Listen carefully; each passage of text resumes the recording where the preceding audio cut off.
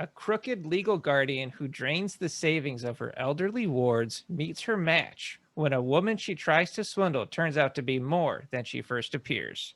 So Love it. it was written and directed by Jay Blakeson, Hmm. which is cool. I love it when you get a writer director that really has a great handle on the narrative that they're coming up with, and this was so strong.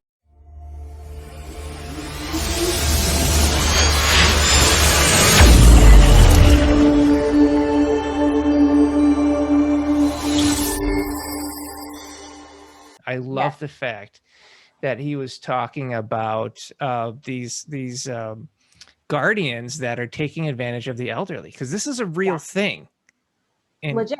and he wanted to use this opportunity and talk about this, because I hadn't even really known about it. But could you imagine if you are living at home, you've worked your entire life for your savings, and you start to get a little bit older, and then all of a sudden somebody's just like, and we're taking all your stuff now, and you're gonna live in some home. That's crazy. It was a not only a social commentary on that, but it was a social commentary on that generation in general, or the elderly generation, and our treatment of them in America, which was, I just thought was really interesting.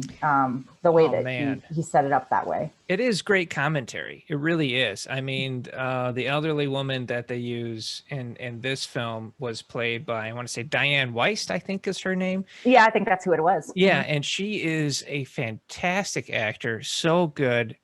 Brings a lot of intensity to this character where you go, oh, this is a scary lady, you know, like she is messing with the wrong person, but then brings heart to it as well, which is really cool. Right. And but seeing how these elderly people are living in these homes, and then seeing the different types of stations. So you've got these really nice retirement homes, and then you have these retirement homes that are like a step above prison. Yes, absolutely. I mean, I will be transparent. I've kind of, I have family members that work in healthcare and home hospice healthcare and elderly care. And I've also had a mom who passed away a number of years ago, but she went through that system of having to find not only healthcare workers to help her at home, but then towards the end, it was finding a facility for her that she would be comfortable in and not feel like I'm going to a death sentence. And that was the biggest, most heartbreaking aspect of that element. So this really kind of hit home for me in that way. Wow. Knowing that feeling of what it must be like as a person to walk through the doors of a facility like that and feel like I'm never coming out of here again. I actually feel that. So my father had an early onset advanced stage dementia from, they think it was his exposure to chemicals in the Vietnam War. So he was in his late 60s when the dementia, and came on very hard, came on very strong. Yeah. And I wasn't around when it started, but when I learned about it, found out where he was, went there, and he was in this hellhole of a place that always smelled like urine. And I'm like, this is where my father's going to die. I mean, it's just terrible. Right. And then guardianship and family, his wife was able to get him, into a better place. That is really nice, a really nice facility for him to live out, the rest of his life. But just to be in a place where you feel like you have dignity means so much to a person after they've worked their entire life, and then just to be discarded. So I think you're right. This is a really good film to show the victims of that process. Absolutely. And what I like how they did with this film is there's really no heroes. These are terrible people doing terrible things to terrible people. Yeah, and that was what was so, like, I love that. The concept was, let's just talk about the concept. Absolutely phenomenal, such an interesting concept, and I love that that element of, it's like it kind of reminded me like Breaking Bad. So Walter White going down this road of like, he's just despicable and he's doing something so horrible, but you almost want to root for him as a hero, right? But like, you just, like, at what point do you're just giving up your self-respect to do that? And I feel the same way with this one. Worse with her in this film. I did not want her to come out on top. Oh, I know. And that's how you know it's a really good film, because she's not a protagonist. She's a central character, right? For So sure. she can be an antagonist. I'd say the closest we had to a protagonist would be the mother herself, right? Yeah. But even she's shady in a way, because her son is a human trafficker. You know, so you're like, she can't be a very good person if her son's a human trafficker, right? So so like, she's the closest we can as an audience get to feeling decent about somebody, but we never see her do anything really bad, which I think is why you're able to kind of root for her.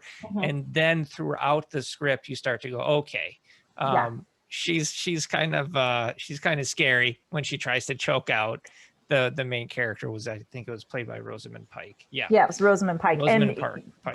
That scene was really interesting too, because we both thought for a moment that it was going to be that she was doing that on purpose, that we thought she's choking her out to move this along, because she knows if she takes another step, something else will happen. And I was very surprised we never came back to it.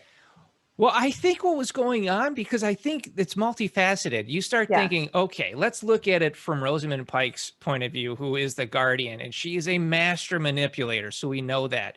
So we know that Rosamund Pike is her character. I think Marla is getting backed into a corner. So she set up that scene by robbing the old lady from sleep. So she put her on sedatives during the day, kept her up at night on stimulants, right? So then you start messing with somebody's brain chemistry.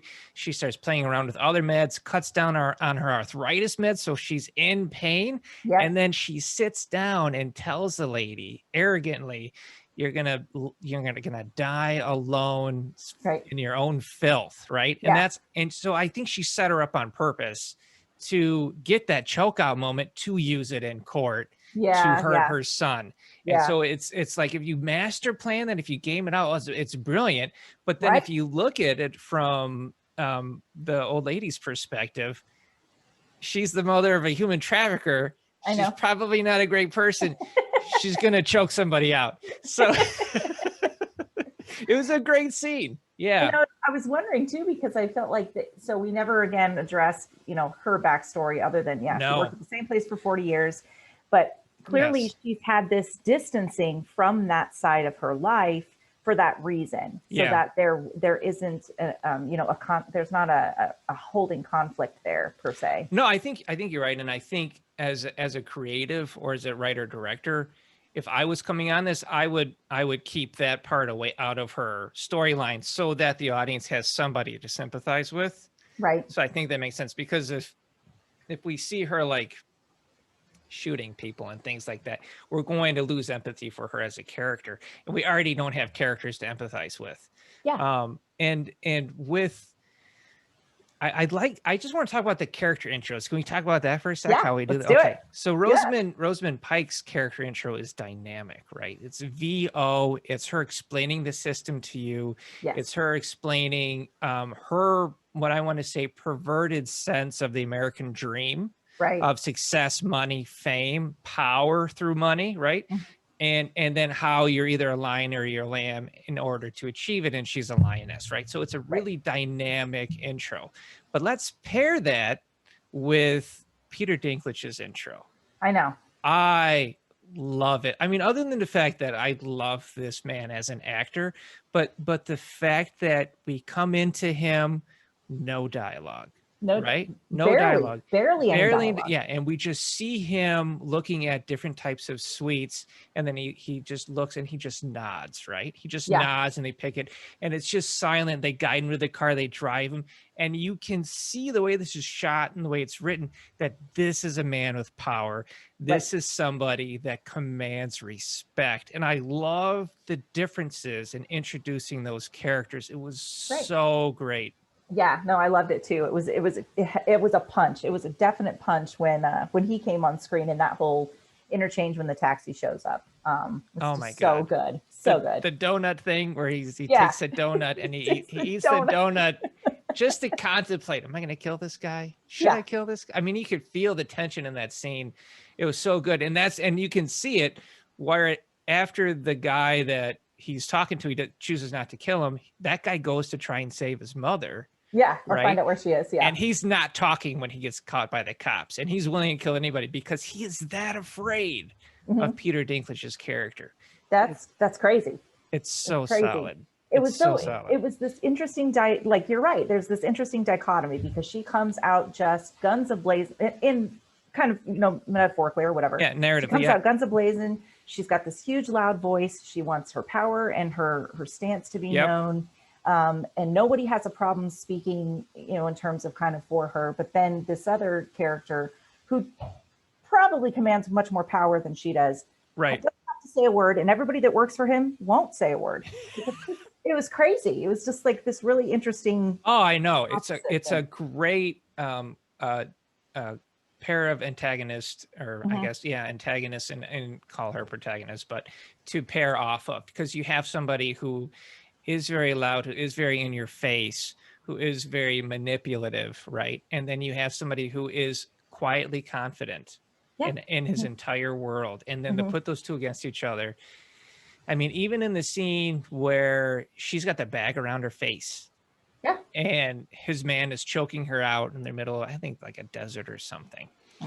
Yeah. And then he rips the bag open to show that he's the one in control. And then she very arrogantly and cockily, you know, just says, you know, is that how you're going to say hello? You know, and then you can see that weigh on him because he doesn't want to do any of this. You know, he wants to just run his business, get his mom back. Yeah. Oh man.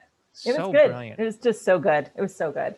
So I love it. What do you think about because gender is a role in this film, and I want to get your take on it because it's mostly a female dominated film. I mean, there's only a couple of male characters, and you know, there's even that subplot of being a woman in a man's world, and then the dichotomy of power there, especially with her. And the very first guy that she swindled his mother out of her money and locked her into a home, and he couldn't even see her. And this is like the very first moment we learn how crooked she is. He spits in her face, and then he calls her, you know, all of the typical words. Right. And then she gets right back in his face. Yeah. So we were just talking about this too, and I said I found it really interesting because I started to, halfway through watching it, not even necessarily think about the gender aspect. It really started to fade in my mind because she was able to hold her own in this world. And so I lost that kind of line division between male and female. But what I really was kind of struggling with was the fact that she did come out at the very beginning, and she just right out the gate was like, you're upset because I'm a woman and because I beat you. And there was no, even as the story kind of continued and those elements and thoughts in her brain came out in terms of this is why she's doing what she's doing. There was never really an explanation as to why. So I really kind of was like, well, why is it such a big deal? Like, you know, like, what's this big deal about your bias against men versus just your bias against crooked people who now you've turned into? So maybe it isn't, her motivation isn't about sex. She just uses it as an excuse to continue doing the things that she's doing because she just wants to succeed. Right. Yeah. That makes sense. Like the best, I think honestly, the best moment, or one of the best moments in the film, is when she's sitting and she is talking to him after he's kind of ripped the bag off of her head. Right. And she's just so completely nonchalant, extremely just raw and transparent, and just says, I just want power. I just want money and power. Like, there was no very, very cut and dry. I mean, not a lot of subtext there, but that part of the film would be the it's not the midpoint, it was the sacrifice. That was the part. It was the sacrifice of herself, where she's thrown in the water, and she willingly does it, because the really interesting thing about this character is the refusal to change. She will not change as a character. She will not change as a person. She will not grow as a character. And this is what I like about that, because they show it. It is the scene where she loses her tooth. right? Which is really interesting, right? This woman survived an assassination attempt where they tried to kill her. She's freezing. She's walking down a cold road. She pulls into some gas station somewhere run by some dude, and she grabs clothes. And like the first thing she does is she takes the tooth that she lost, throws it in a vat of milk. And I'm thinking, what the hell is going on? Right? Why is this tooth so important to her? Right? But then when we see later on that she's having the tooth put back in, right. Now we understand this is a person who will not change who they are at all. And so what I'm thinking is like, this is not going to end well for this woman. This is not going to end well. And it was such a beautiful approach. Yeah. And even the girlfriend says, or I'm not sure if they were married at the time, but even the girlfriend says, like, you know, we've got to go, like, pack your bag. We have to leave. And she still wouldn't listen. Right. Yeah. She kind of did, but she wouldn't listen. And it took her actually finding her in the house on the ground, pretty much about to die, before we do see that element of you know, a bit of a shift. But she still says, I got a plan so I could do or she's leaving it up to somebody else to make that choice. I don't think she is. See, she is a master manipulator, right? I feel she was guiding that conversation with her lover, saying, we could leave whenever you want to leave. Right. But I have this plan, right? So it's like, you're not really saying we can leave. Yeah. You know, you're just trying to be nice and let me pretend like I have a say in this relationship, which there are relationships like that. So for sure, again, beautifully written. Now they talk about the Milgram Experiment. Are you familiar with the Milgram Experiment? No, I mean, I've heard it. And then when I heard it again, it triggered in my brain to read more about it. So the Milgram Experiment was, scientists wanted to explain how atrocities can happen en masse by normal people who are not, you know, brainwashed into like terrorism or anything like that. And it started with like, you know, Holocaust and things like that. So what they did is they hooked up like one person to a buzzer, and they hooked up another person to electrodes, and then you were directed by a person of authority to shock that person. And so they started shocking him, fine, no problem, but then they started upping the voltage. And this is where it gets interesting.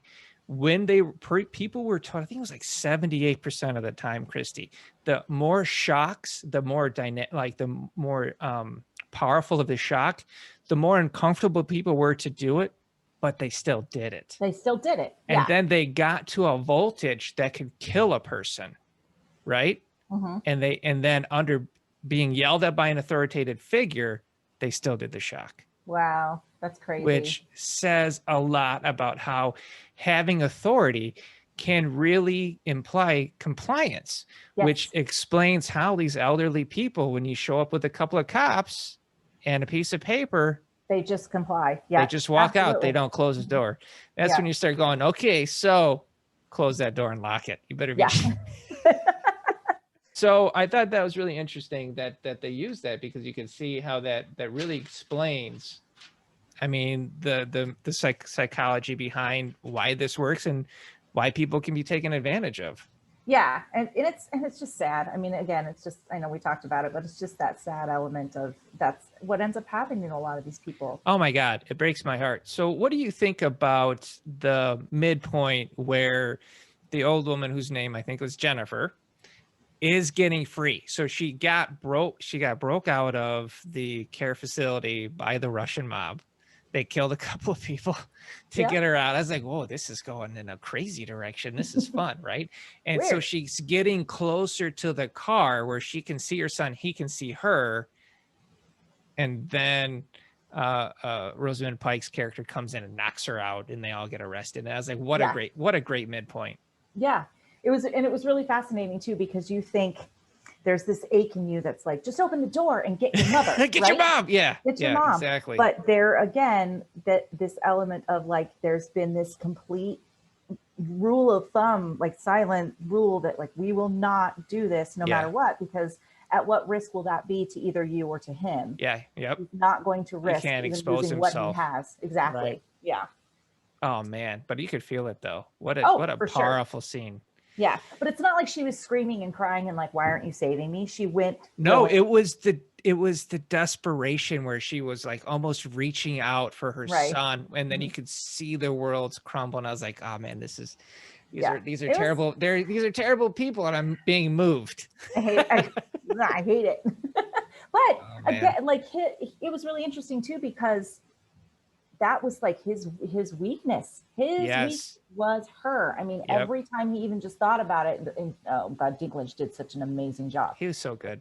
His mouth would tremble. You could tell his eyes were welling, like he wants to cry about the fact that it's his mom and you can't save her. A character like that, he brought so much depth to it, because a character like that could be so one note. It could be so evil Russian bad guy dude. And then he's like, no, I'm going to add humanity to this character. It's absolutely amazing. Yeah. And then he added, you know, that Zen type of piece that he's going for, which is wild if you think about the fact that he's a human trafficker. You know, but he's like, I just like to remain calm, and it's against type. But I love it, like that again, the face off between them when he's got her captured and takes the bag off. I mean, he just sits and he just absorbs and observes and just listens and doesn't freak out, doesn't whatever. And it's just so priceless. It's so good. If you're developing character, I would watch this film and take away how they show the characters doing physical action and how that reinforces who they are, right? Because her character, when she's exercising, it's dynamic exercises, right? She's doing the row, she's doing the in-depth, you know, bicycle class under the hot lights and all of that crazy stuff, you know. She's on the cycle, you know. He's doing quiet, the iron bars that gymnastics use, and then there's classical music playing. And he's not even moving.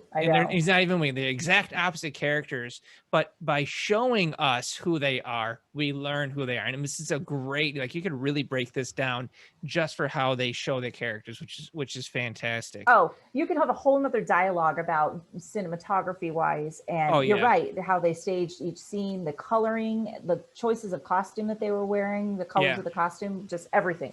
Absolutely. I mean, I think it's great. And even watching Rosamund Pike's character, she physically transforms. Her hair always stays the same, but clothing wise, she physically, they show her, show her adapt throughout the story until she ends up in pure white. And you're going, and they're trying to allude that she's won. It's a happy ending. She's this big, powerful figure.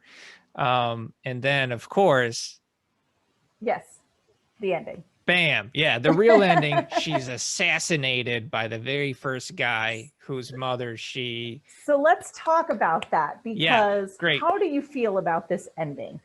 It's for me, it's warranted. I think if this is a film about people being taken advantage of and that industry itself, I think it's a warning of what can happen. Personally, I think that, like, it's showing that in the end, you're not going to get shot, but it's showing that in the end, what you're doing has ramifications, right? You're not going to get away with being evil. And I mean, I liked that.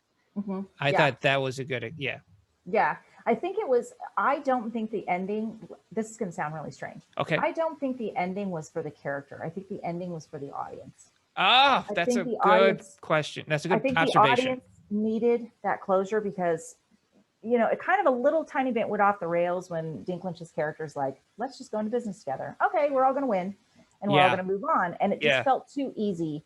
And so that ending where she does get shot really feels like it's more for the audience, because she was very distinct to say several times that she wasn't afraid to die, and she knew that time would come. Right. And that element didn't matter. That wasn't the fear driving some foreshadowing. Yeah. So it was her losing, but she didn't lose. Even when she was shot, didn't lose. You're she right. didn't lose. Yeah. So I feel like that ending was more for the audience versus the character aspect of it. I think that's a great note and a great observation. And looking at it from that perspective, I think you're probably right, because I walked away going, all right, it's good to know that evil didn't win today. Yeah, but then I'm like, but she did. Like, yeah, but she did. And then at the same time, the company that she ran is still going. Yep. It's probably moved on. Yeah, right? it probably moved on to her wife, right, who took over. Right. So it doesn't really end per se. I think I read somewhere where the director had compared it to like the heads of a hydra, which makes a lot of sense if you think about it. Yeah, that's interesting. Wow. Yeah, but I think that character, driven, so driven to succeed, and won't let anything stop her. And you got to admire that, but at the same time, as Peter Dinklage says, it's terrifying. It is terrifying. It is terrifying. And there's one other thing that I'm just going to throw out there before we're done. I just mentioned this because we were kind of talking about it after we watched it. I said, what's really interesting to me is one of the most powerful characters in the film was the judge. Yeah. And here's why. We knew that the doctor was in on it and kind of behind it. And obviously the care facility that she works a lot in close contact with a lot of these people. But we never got the explanation of, is this judge really working with her? Because it's very, very hard to think that a judge who keeps hearing over and over again the same issues about the same person would just be comfortable with, okay, what's going on here? And he never questioned her. He always let her interrupt. He always let her overtake what the other person was saying.